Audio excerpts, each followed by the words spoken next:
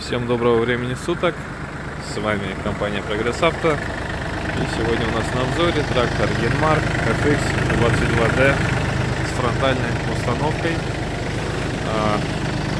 Те, кто следит за нашим каналом, те, кто следит за нашим сайтом и за наличием тракторов у нас, наверняка заметили, что давненько у нас не было тракторов с фронтальной установкой, и вот наконец-то один приехал к нам из солнечной Японии. И, собственно, сегодня на него и снимаем небольшой обзор, чтобы оценить его общее состояние, чтобы оценить его внешний вид и кратко пройтись по функциям. По состоянию резины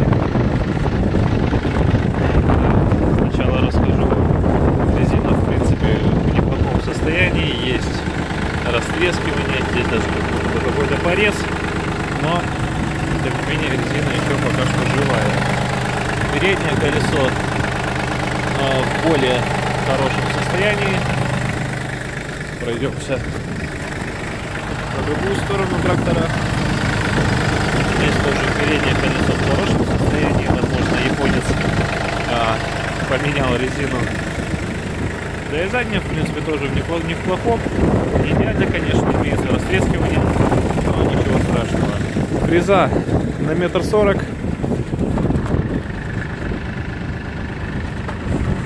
Ножи все на месте. В принципе, ножи достаточно живые, хоть и есть износ. Но, тем не менее, бывало намного хуже. Трактор у нас на трехточке, никаких здесь супер сложных функций нет. Простая гидравлика, гидронаклона не имеется. Так, по поводу фронтальной установки. Фронтальная установка у нас грузоподъемностью 350 килограмм. Высота подъема составляет 2,5 метра. Вот так вот она работает. Цилиндр в порядке. Нет нигде никаких протечек не имеется. Здесь вот такие вот заглушки. При консервации очень полезная штука, когда снимаете ваш кур, просто заглушите все линии ими, чтобы никакая гадость туда не попала. Да, никаких потеков мы не наблюдаем. И по второму цилиндру тоже, в принципе, все в порядке. Теперь непосредственно по органу управления трактора. Здесь у нас педаль сцепления, вал отбора мощности 4-скоростной,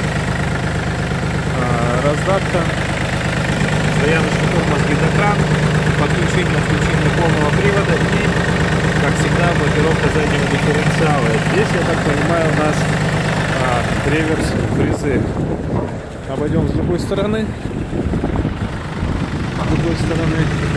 Управление фрезой.